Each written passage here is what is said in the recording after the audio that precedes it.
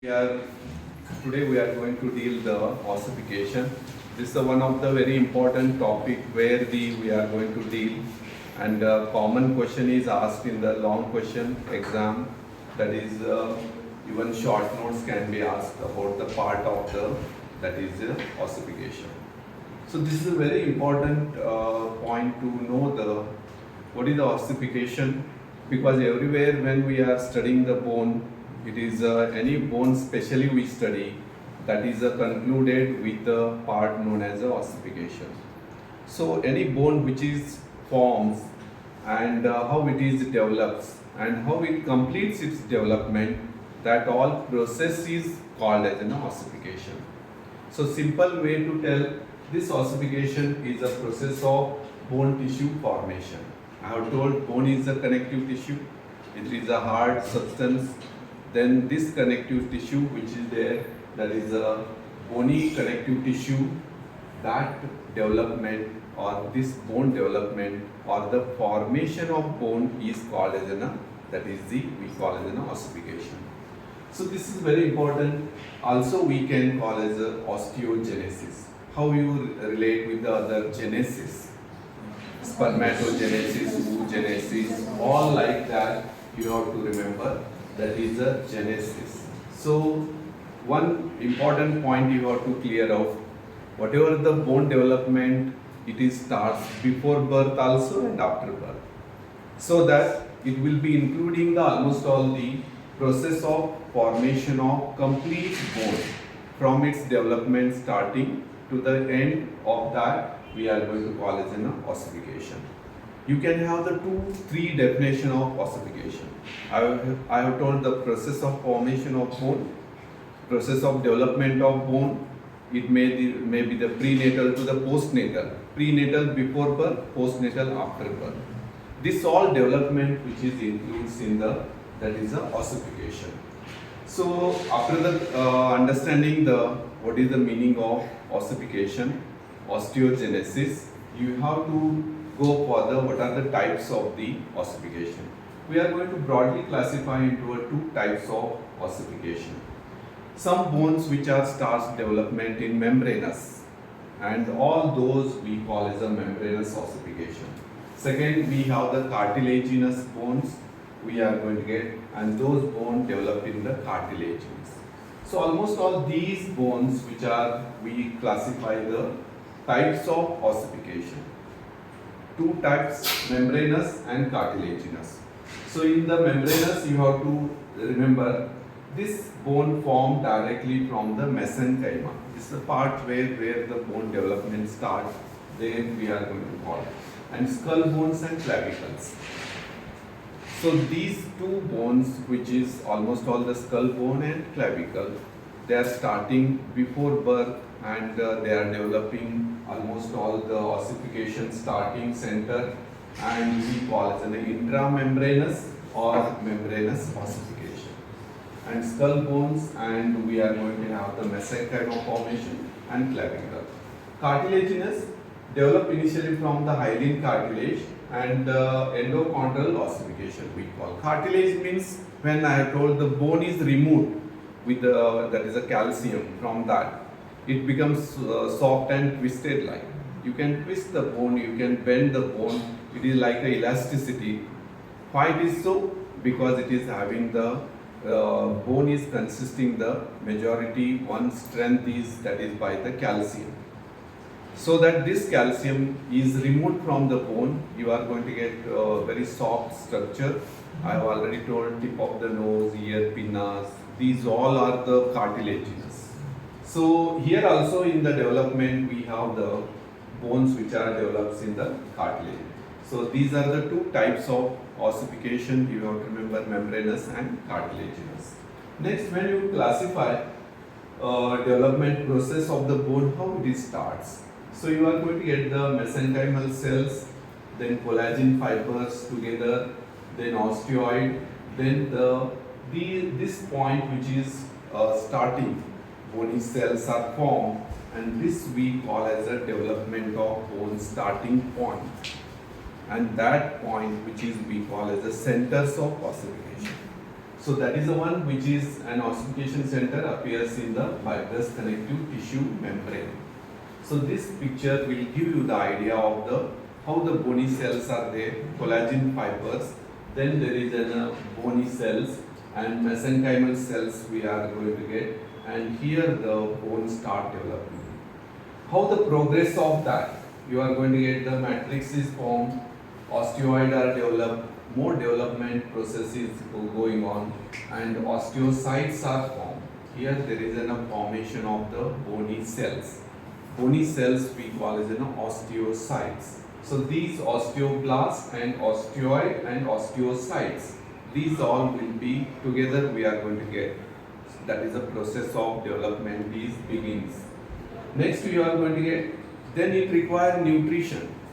So nutrition is required. We are going to have the small blood vessels which are reaching to the supply the nutrition. So that we are going to get the periosteum form, and these bone centers or the bony cells receiving the that is the blood that is from the blood vessels. So blood is, then there is a growth of the osteoblast, then formation of the bone is takes place. Here you can see the compact bone, where the very hard and compact variety. Two variety of bones types I have told, compact and cancellous. So this is, you can understand, where you can see the compact bone this way when it is developing. So this is a process of development of bone, that is with the centers, that is we are going to get call as intramembranous ossification. So we have the centers of ossification. I have told the definition of the ossification. Next I have told the types of ossification, membranous and cartilaginous. Now I am talking about the centers of the ossification. This we have come across. What are the primary centers of ossification and secondary center? You have come across, this is the parts of the young bone. Parts of the epiphysis, diaphysis, metaphysis. There we have come across the primary and secondary words in that, so that you have to just apply that. We are going to have the primary centers and secondary centers of ossification. These primary centers of ossification, which always they are present or they start before birth, and they are forming the that is a diaphysis of the bone. So that is when you see the shaft of the bones, long bone are there, majority part of the shaft is formed by the, we are going to get the diaphysis. So almost all in the diaphysis what? Elongated or the shaft of the bones which are ossified by the primary center, that is called as a diaphysis, and here primary center are forming the diaphysis. So this is very important to know the which part of the bone which is covering. Next comes secondary centers of ossification after birth. I have told this process is before birth and after birth. So this bone formation is before birth also and after birth also. So it's starting from the before birth, that is all by the centers of the primary. Then after birth also there is a process which is development of bone takes place, that we call as a secondary centers of ossification.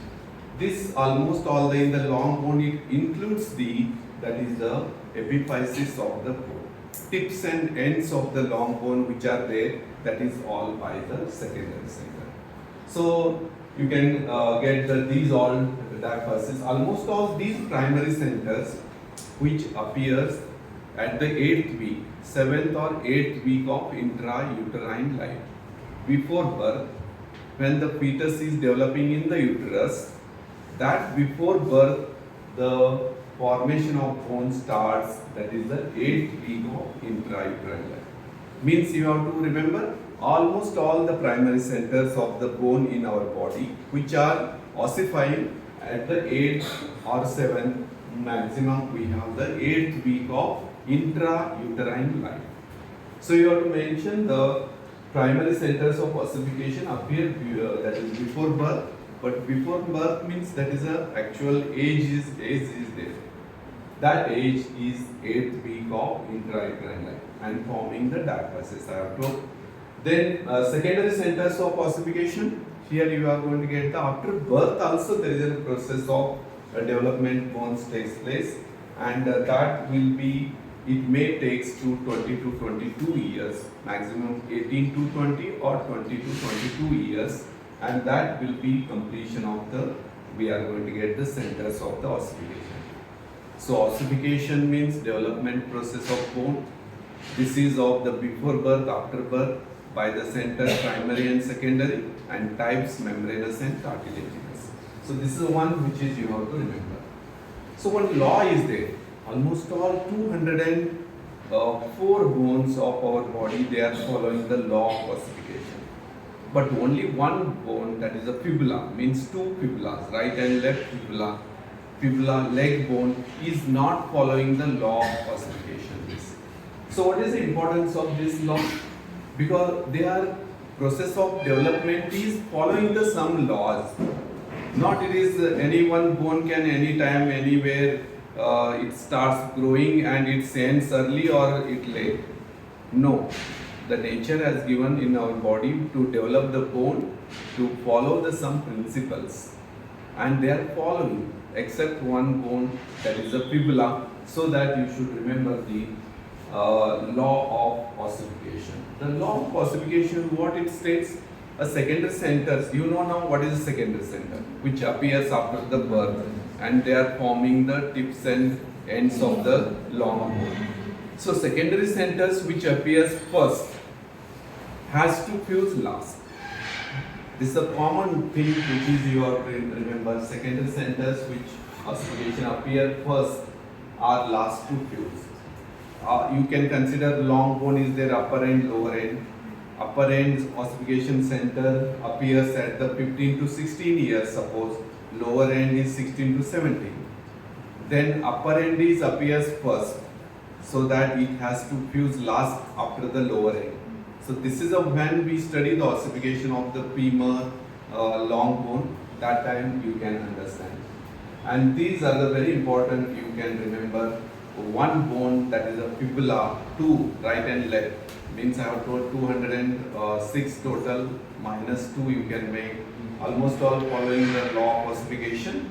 So here fibula violates the law of ossification. Question will be asked to you, what is the ossification, what are the types, what are the centers, then what are the examples you can give about the membranous and cartilaginous type of ossification, and simple way what is the process of formation of bone.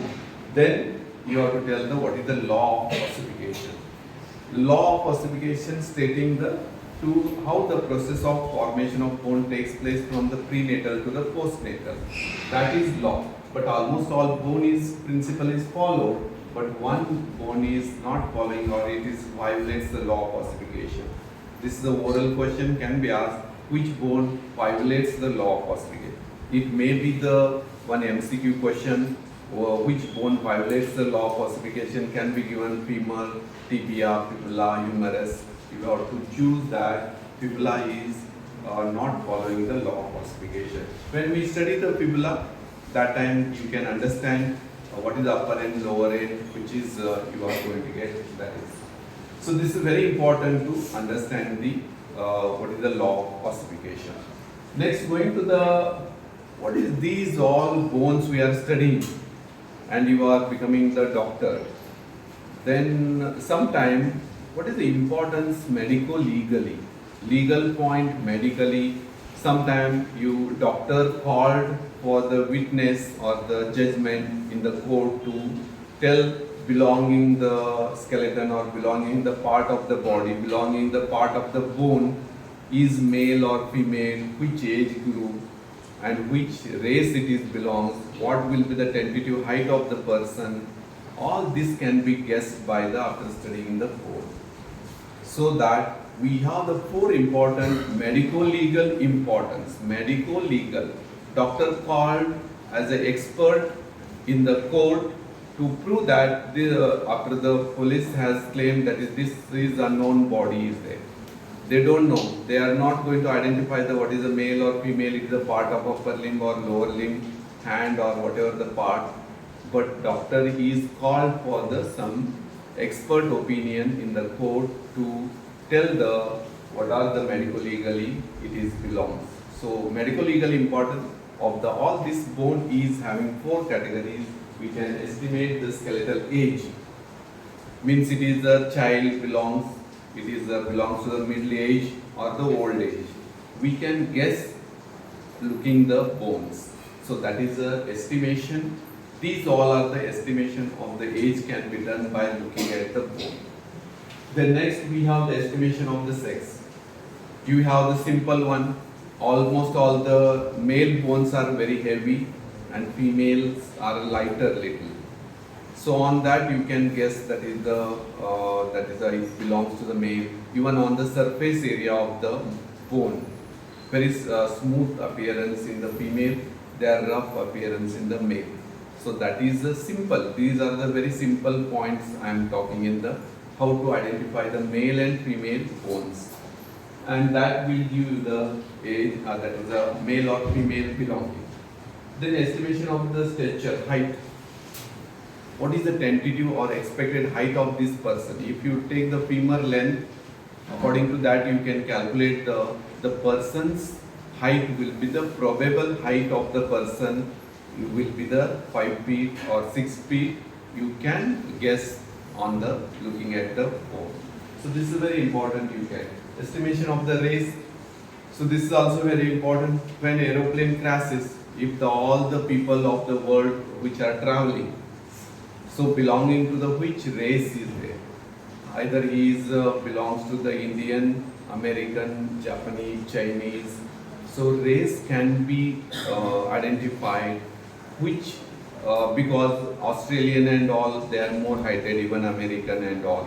So like that we can guess the estimation of the race. If this is very important, where there is a race is different people, means I have given the example like aeroplane crash and all, that time the people who are there together traveling, we can, he belongs to the Indian, he belongs to the American. That also can be guessed by the, all this is guessed by the appearance and their all study of the bone. So this is very important to know what is the medico-legal importance of the bone, total bone. Any one bone is given to you, or the part of bone or the skeleton, upper limb, lower limb, or missing part skeleton is given to you, means you should able to guess that is what is the age, sex, height of the person and race of the person. So this all includes in the medico-legal importance of the, that is a we get. So what are the types of bone? I have told formation of the bone is there. We are going to have the types of the cells which are forming the bones. We have the osteocyte, mature bone cells, means we call as a osteocytes. Whenever we use the osteocyte, osteoblast, osteoclast, you have to understand what is the meaning of that.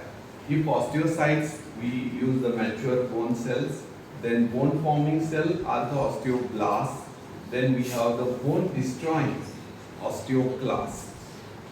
So when we use the osteoclast, then you have to tell there is a bone is destroyed by the process, or we can get the osteophytes and all. So these three cells are very important when we deal the bone, so that you can remember about it. All these are the three types of the bone cells. So this is very important, you remember how they appear. This is the one which is a microscopic appearance of the bony cells, osteoblast, osteocyte and osteoclast, which are you are to remember in the types of the bony cells. So this is one which is you can remember almost all, endochondral ossification and all I have told this. This is the one diagram which is gives you the idea. See here, almost all the process of development of the non-bone. Here we have formation of the bone, that is the starting bone collar we call, and the center will be the here, center of ossification. So you have to remember about the points where we get the hyaline cartilage model it is. Then there is an we have the cartilage matrix which is deteriorating.